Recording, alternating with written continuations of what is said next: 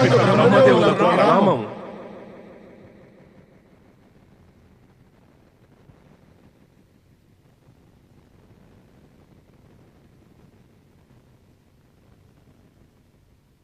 ఎంతో కాలం పిమ్మట నిన్ను బ్రహ్మలోకంలో చూసి మేము ప్రసన్నులమయ్యాము నారదా. మీ యొక్క కృపకు కృతజ్ఞుడను. పరమపిత, మేము ఏ ఉద్దేశంతో మీరు ఇక్కడికి వచ్చారో అది మాకు తెలియనిది కాదు దేవేంద్ర. పరమపిత, మేము మీకు నివేదించుకునేందుకు వచ్చినది. నివేదించుకునేందుకు ఏమీ ఆవశ్యకత లేదు దేవేంద్ర. మాకు మీ సమస్య ఏమిటో పరిచితమే. మరైతే మీ చింత వ్యర్థమే. మా చింత వ్యర్థమా? మా యొక్క చింత వ్యర్థమెలా అవ్వగలదు బ్రహ్మదేవా? మీ వల్ల వరం పొందిన అసురులు మొదటే స్వర్గాన్ని ఆక్రమించాలని వస్తారు. మీకద్దుకే విన్నవించుకుంటున్నాం బ్రహ్మదేవా, ఆ గజాసురునికి ఏ వరము ఇవ్వవద్దు. అది సంభవమేనా నారదా? ఎవరైనా నిష్ఠాపూర్వకంగా మమ్మలను ఆరాధిస్తే, కఠోర తపస్సు చేస్తే వారికి వరాలనివ్వవద్దా? పరమపిత, నేను దేవేంద్రునితో ఈ సత్యాన్ని మొట్టమొదటే చెప్పాను. ఇది సంభవం కాదని. ఎవరైనాను కఠోర తపస్సుతో మిమ్ములను ప్రసన్నులను చేస్తే వారికి తమరు వరమిచ్చి తీరాలి. నారాయణ నారాయణ. మరి నీవు దేవేంద్రునికి మొదటే చెప్పినట్లయితే వీరిని వెంటబెట్టుకుని ఎందుకు వచ్చావు? నీవేమన్నా అనుకున్నావా? ప్రార్థించినట్లయితే మేము తపస్సు వరాల యొక్క నియమాలు మారుస్తామని? లేదు పరమపిత, ఎప్పటికీ కాదు. కానీ భవిష్యత్తులో మానవులకు, మా దేవతలకు రాబోయే ఆపదను ఊహించుకుని మీరు గజాసురునికి వరాన్ని ఇవ్వకుండా ఆ సాంప్రదాయాన్ని అంతం చేస్తారని ఆశించాము. మా ఆశను తమరే తప్పక నెరవేర్చగలరు. లేదు దేవేంద్ర, ఇది సంభవం కాదు. మరైతే ఒక ధైర్యాన్ని మేము మీకు తప్పక ఇవ్వగలము. మా వద్ద వరాన్ని పొందినప్పటికీ కూడా గజాసురుడు స్వర్గాన్ని ఆక్రమించబోడు. ఏమిటి మా మాటపై మీకు విశ్వాసం లేదా దేవేంద్ర? లేదు పరమపిత, అలా ఏమీ కాదు. నారాయణ నారాయణ. పరమపిత, దేవేంద్రుడు మీ వద్ద మాట తీసుకోవడానికే వచ్చారు. మీ మాట మీద విశ్వాసమే లేకపోయినట్లయితే ఇక్కడికి ఎందుకు వస్తారు? మేము మీకు మళ్ళీ ధైర్యం చెబుతున్నాం. గజాసురుడు స్వర్గాన్ని ఆక్రమించడు. నారాయణ నారాయణ. దేవేంద్ర, తమరి సమస్య పరిష్కారం అయితే అయిపోయింది. మరి కానీ ఆ నిర్దోష భూలోకవాసుల గతి ఏమవుతుంది? తన వరం యొక్క శక్తిని ఉపయోగించి గజాసురుడు వారిని పీడిస్తాడు తప్పకుండా. ఈ అసురుని అత్యాచారాలు అదుపులోనే ఉంటాయి. మేము మా దివ్య దృష్టితో చూస్తూనే ఉన్నాము. గజాసురుని వధ ఆ శివశంకరుని చేతనే అవుతుంది.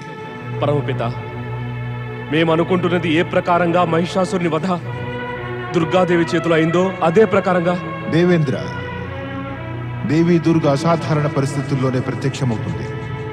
నారద, మేము గజాసురునికి ఎలాంటి వరాన్నిస్తామంటే ఆ శివశంకరునికి అతని వధ తప్పక చేయవలసి వస్తుంది.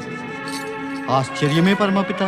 గజాసురుని మాటల చక్రవ్యూహంలో పడవేసి మేమిచ్చిన వరంతో నారద, అతని ధ్యాస కాశీలోని యజ్ఞకర్తలైన బ్రాహ్మణుల వైపు మళ్ళీ ఇక అతడు స్వర్గం వైపు దృష్టి మళ్లించలేడు.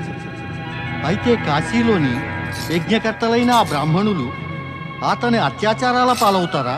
దుష్ట శక్తుల వినాశనానికి ప్రతి ఒక్కరూ బలి కావడానికి సిద్ధపడాల్సిందే నారద.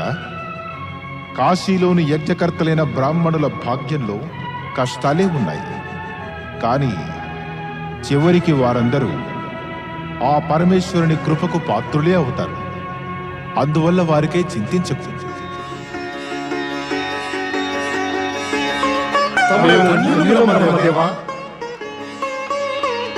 దేవేంద్ర, ఇప్పుడు మీరు నిశ్చింతగా స్వర్గానికి బయలుదేరండి.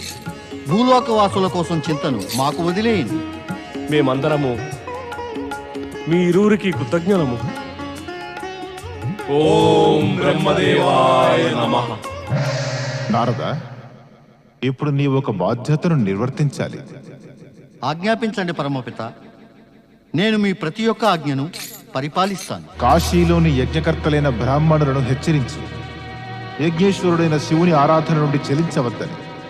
గజాసురుడు గనక వారిపై దాడి చేస్తే పరమేశ్వరుడు వారిని రక్షిస్తాడు. వెంటనే వెళ్ళి ఈ సందేశాన్ని వినిపిస్తాను పరమపిత. నీవు నీ చాతుర్యాన్ని ఉపయోగించి వరం దొరికిన పిమ్మట గజాసురుడు స్వర్గాన్ని ఆక్రమించనీయకుండా చెయ్యాలి. ఇది కూడా నీ బాధ్యతయే సుమా. ఈ బాధ్యతను కూడా నిర్వహిస్తాను పరమపిత. ఇంకా ఏదైనా ఆజ్ఞ ఉందా? గజాసురుని నుండి తప్పించుకునేందుకు నీవు యజ్ఞకర్తలైన బ్రాహ్మణుల మనస్సులో శివుని యందు ప్రగాఢమైన భక్తిని పెంపొందించాలి. ఏ ఆపద నుండైనా రక్షించబడాలంటే శివభక్తి కన్నా మించిన కవచమేదీ లేదు నారదా. తమ ఆజ్ఞ పరమపిత.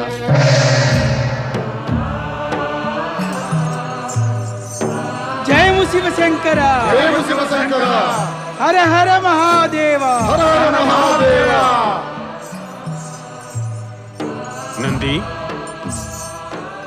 పార్వతీదేవి ఎక్కడున్నారు? ఆమె తమ కక్షలో ఉన్నారు. తమ ఆజ్ఞ అయితే వారిని ఇక్కడికి రమ్మని ప్రార్థించనా? ఆమెతో చెప్పు, మేము ఆమెతో గగన విహారం చేసి ఆనందకాననం కాశీ వెళదామనుకుంటున్నామని. ఆనందకాననం కాశీయా? ఆనందకాననం కాశీ పేరు విన్నాక నీవు ఆనందించడానికి బదులు ఉదాసీనుడు ఎందుకయ్యావు నంది?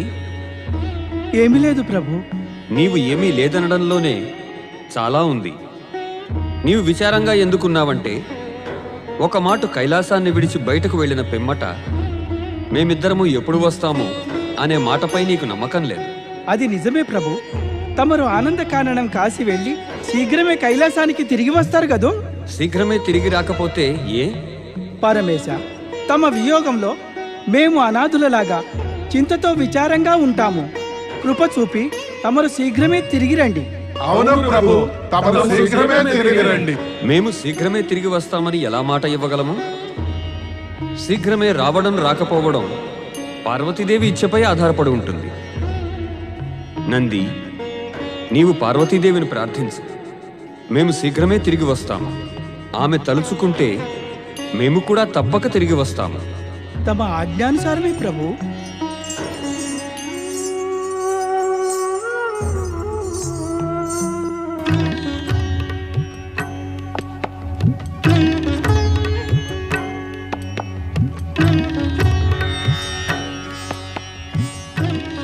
స్వామి, అకస్మాత్తుగా ఆనందకాననం వెళ్ళే ఆలోచన మీ మనసులో ఎలా కలిగింది?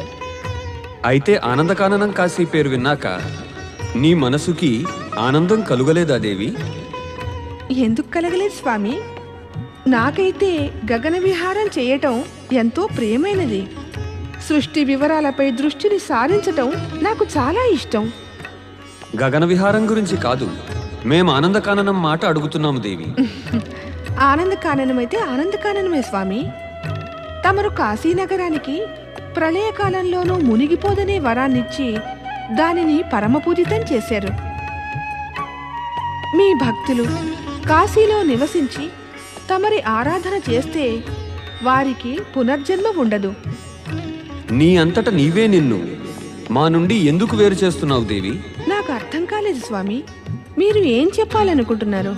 ఇప్పుడిప్పుడే నీవన్నావు, కాశీలో నివసించి మా ఆరాధన చేసిన వారు పునర్జన్మనెత్తనక్కర్లేదని, వారికి కైలాస ప్రాప్తి అవుతుందని.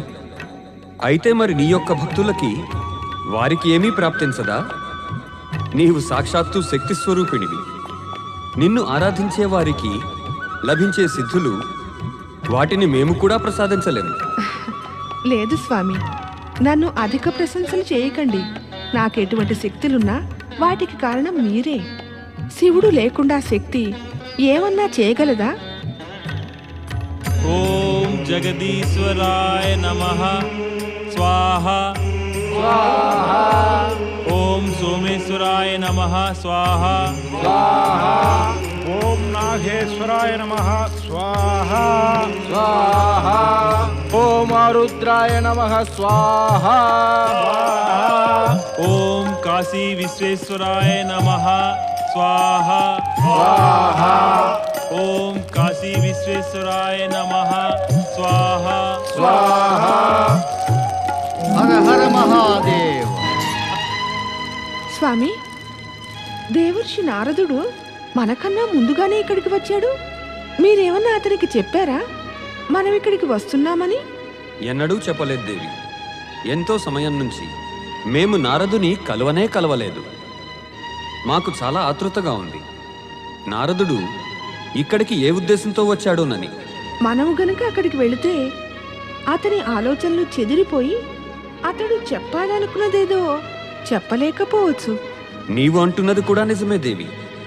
మనం అచ్చటికి అదృశ్య రూపంలో వెళ్ళడమే ఉచితమవుతుంది. అయితే నారదుడికి కూడా కనిపించనంత అదృశ్యంగా మాత్రం కాదు సుమా. అంటే నీవంటున్నది ఏమిటంటే మనం కేవలం నారదుడికే కనిపించాలి, యజ్ఞకర్తలైన బ్రాహ్మణులకు కాదు. ఇక నారదునికి కూడా మనం కనిపించటం అతను చెప్పే మాట పూర్తయ్యాకనే. మనకు తెలియాలి నారదుడు ఆ బ్రాహ్మణులతో ఏమి చెప్పడానికి వచ్చాడు. సరే, నీ ఇచ్ఛానుసారమే. ఓం నమః శివాయ. దేవర్షి దేవర్షి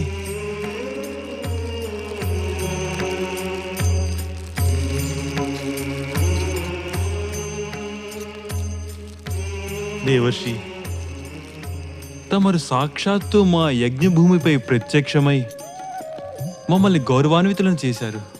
తమరి ఆగమనంతో మా యొక్క ఈ యజ్ఞభూమి పావనమైంది.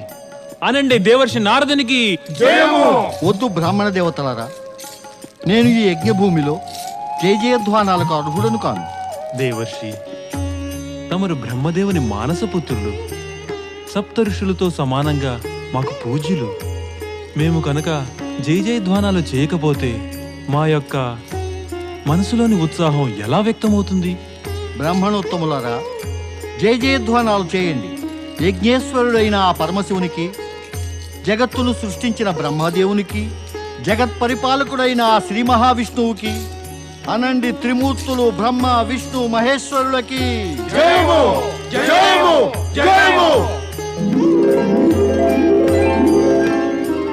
బ్రాహ్మణోత్తములారా, మీరు పరమ పావనమైన ఆనంద కాననం కాశీలోని యజ్ఞకర్తలైన బ్రాహ్మణులు. మీ ద్వారా చేయబడిన యజ్ఞాల కారణంగా సద్వృష్టి జరుగుతుంది. నలుమూలల సుఖ సమృద్ధులు బాగా కలుగుతాయి.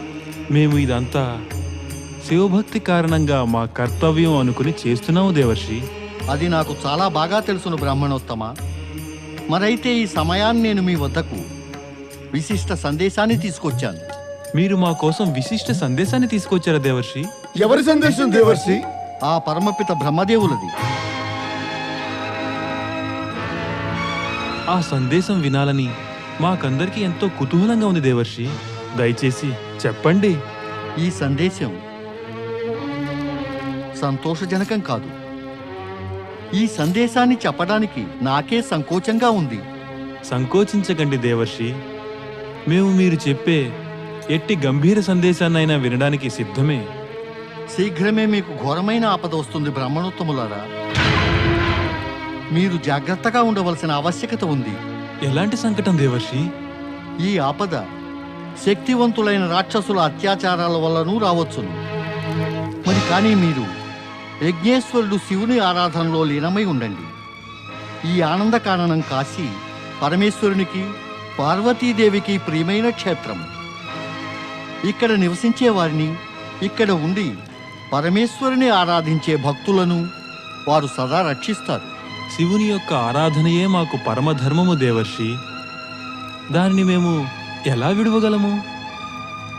మీకు ఇంకొక రహస్యమైన మాట చెప్పాలని వచ్చాను. ఆ పరమపిత బ్రహ్మదేవులు చెప్పారు, ఏ అసురుడైనా మీ మీద అత్యాచారాలు చేస్తే అతన్ని పరమేశ్వరులే స్వయంగా వధిస్తారు.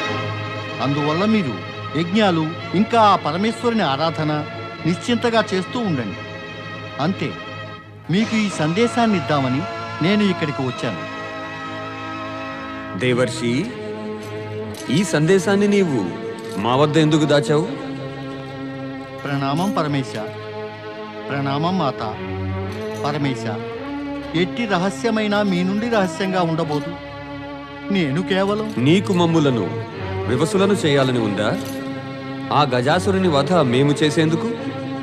నీకు తెలుసును గదా, ఏ అసురుడైనా అత్యాచారాల చరమసీమ దాటేంత వరకు మేము అతనిని ఎన్నడూ వధించమని. ఇక ఇక్కడ ఇప్పుడు కేవలం అతని అత్యాచారాల మాటలే సాగుతున్నాయి. మాకు ఆశ్చర్యంగా ఉంది దేవర్షి. మీరిప్పుడు పరమేశ్వరులు పార్వతీమాతలతో మాట్లాడుతున్నారా? అయితే మీకు పరమేశ్వరులు పార్వతీమాత యొక్క దర్శనం కాలేదా? లేదు దేవర్షి, మాకంతటి భాగ్యం ఎక్కడా? ఇదంతా శివలీలయే మహానుభావులారా. స్వయంగా పరమేశ్వరులు పార్వతీమాత సైతంగా ఇక్కడికి వచ్చారు. ఈ యజ్ఞస్థానాన్ని పవిత్రం చేశారు. ఇంతకన్నా మించిన భాగ్యం ఏముండగలదు? పరమేశ్వరులు మిమ్మల్ని రక్షించడానికి మళ్ళీ ఇక్కడికి వస్తారు. మీరు నిశ్చింతగా ఉండండి.